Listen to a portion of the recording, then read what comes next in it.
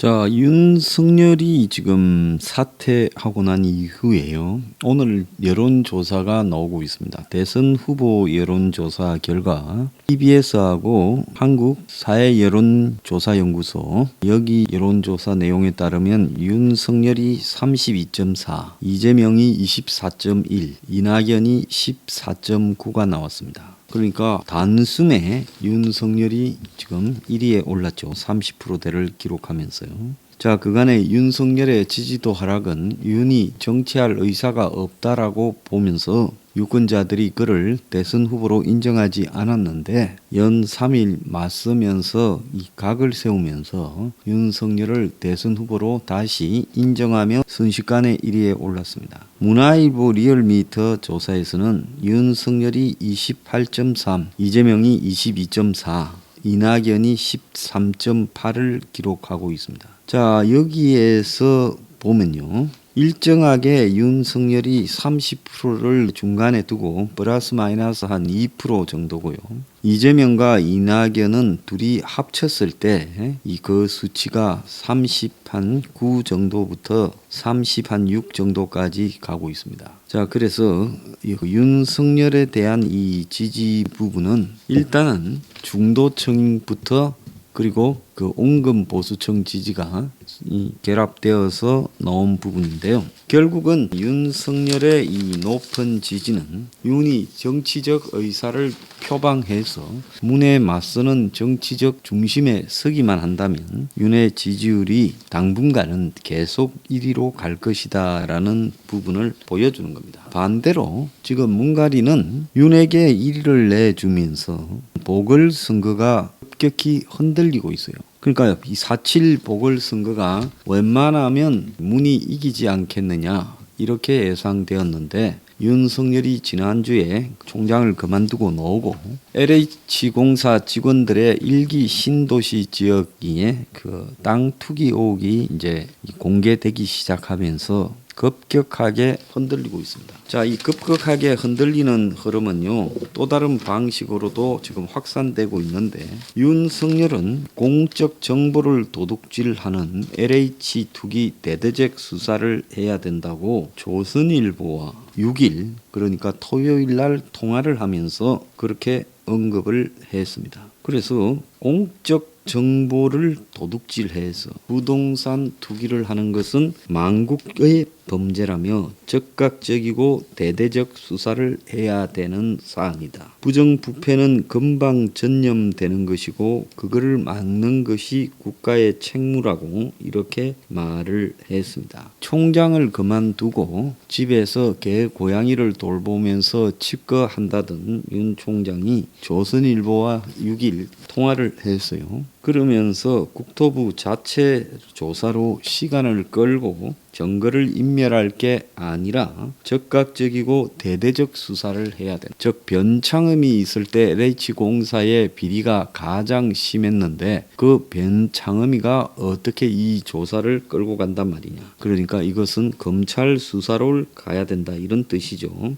과거에는 이런 사안에서 즉각 수사를 개시하지 않았는가라고 말을 했습니다. 또 국무총리실 합동조사단에서 의혹의 대상인 국토부가 참여해 셀프 수사를 사실상 주도하는 데 대해 LH 직원을 전수조사할 게 아니라 돈 되는 땅을 전수조사하고 매입 자금을 따라가야 된다. 즉 이미 LH 직원이 지 이름으로 했겠습니까? 여러 가지 차명이나 다른 이름으로 했기 때문에 그래서 거래된 시점, 거래된 단위, 땅의 이용 상태를 분석한 뒤 매입 자금은 추적을 통해 실제 소유주를 밝혀야 된다. 이렇게 말을 했는데요. 그래서 청와대나 국토부, LH 직원 사람을 기준으로 놓고 조사를 하기보다는 소유권 그 변동에 대해서만 집착하지 말고 강제 수사를 통해 땅하고 돈을 따라가서 실제 이 부분이 누구인지 그걸 실소유주를 다 밝혀야 된다. 그래서 4월 보궐선거를 의식해서 유야무야 해서는 안 된다. 여든 야든 관계없이 책임 있는 진영이라면 신속하고 대대적인 수사를 촉구해야 되지 않겠냐. 이런 국민이 분노하는 극단적인 부정 앞에서 선거를 개선하면 안 된다라고 말을 했습니다. 매우 정치적인 발언을 했지요. 윤 총장은 서초동에 있는 아파트 지하에 있는 상가에 자기 부인의 공연 전시 기획사 코바나 컨텐츠 사무실이 있었는데 이 부분에 대해서 수사 지시가 옛날에 나가고 난 이후에 직원들은 다 그만두고 사무실과 끼만 있는 걸로 알려지고 있는데 그 사무실에 지금 내려갔다가 기자의 사진에 지금 찍혔습니다. 7일 날 어제 오전에요. 그래서 윤이 왜 이 사무실에 내려갔나 화제가 되고 있는데 중요한 원인으로는 윤이 자신의 당분간 정치 사무실을 그의 부인이 운영하던 회사가 사실상 개점 휴업 상태니까 그 사무실을 이용하려고 하는 거 아니냐. 이 이야기까지 나오고 있습니다. 자, 윤이 앞으로 어떤 조직을 해 가겠느냐라는 이야기들이 많이 나오고 있어요. 그래서 윤사모라는 조직이 있고 2만 명이 회원이 있는데 이 조직에 대해서는 접촉을 피하고 있다. 정치권 학계에서 좋은 그룹이 형성되어 있다. 당분간 자명을 하다가 이달 하순부터 대학 강연이나 책을 내는 활동을 하지 않겠느냐. 지금 그렇게 보여집니다. 사실 윤 입장에서는 4.7 보선에서 야권이 패하면 이 보선 이후에 윤이 야당의 중심에 떠오르게 될 거고 안철수가 당선된다면 안철수 등과 제3지대를 같이 가지 않겠느냐. 이렇게 봐야 되고 국민의 동당이 이긴다면 동당에 입당하는 수도 있다. 이런 말들을 언론이 이야기를 하고 있습니다. 김한길이가 윤석열을 지켜봐라고 하고 만났다라는 말도 있고 뭐 별의별 이야기가 난무하고 있습니다. 이 정치 권력이라는 것은 지극히 해바라기하고 같아서요.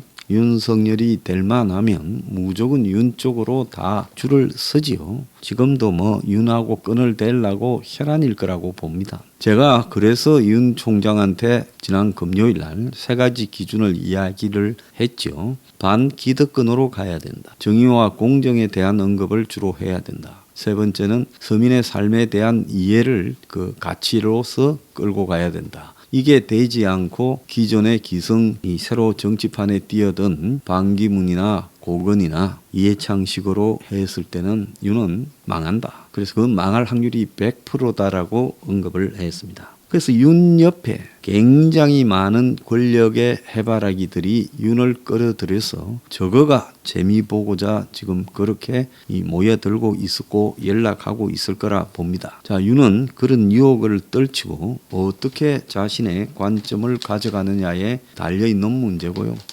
우리 행명 21은 당당하게 우리 길을 가면서 서로 간에 접합될 수 있는 부분이 있다면 그리고 그가 새로운 정치가 우리가 생각하는 정치와 차이가 나지 않는다면 사심 없이 장을 내어줄 수도 있습니다. 그런 부분에서 우리는 윤이라는 가치에 대해서 너무 의식하면서 가기보다는 우리 갈 길을 지금처럼 당당히 계속 헤쳐가면서 당분간 그가 크게 이탈하지 않는 한 그를 엄호하면서 갈 것이고 그리고 그가 서포 15조의 가치에 대한 기본적 동조는 분명히 표현을 해야 된다. 이런 부분은 우리하고의 협상의 원칙이 될 거라고 봅니다. 그래서 우리는 누구에게 매달리거나 누구에게 정치적으로 승부를 걸기 위해 수를 쓰지 않고요. 우리 나름대로의 승부수를 걸려고 하고 있습니다. 자, 윤의 지지율은 당분간은 좀 유지될 거라고 봐요. 왜? 보수 진영의 5%가 넘는 이 대선 후보가 아무도 없다 보니까 윤의 지지율은 유지가 될 수 있다고 봅니다. 다만 이제 여기서 중요한 것은요.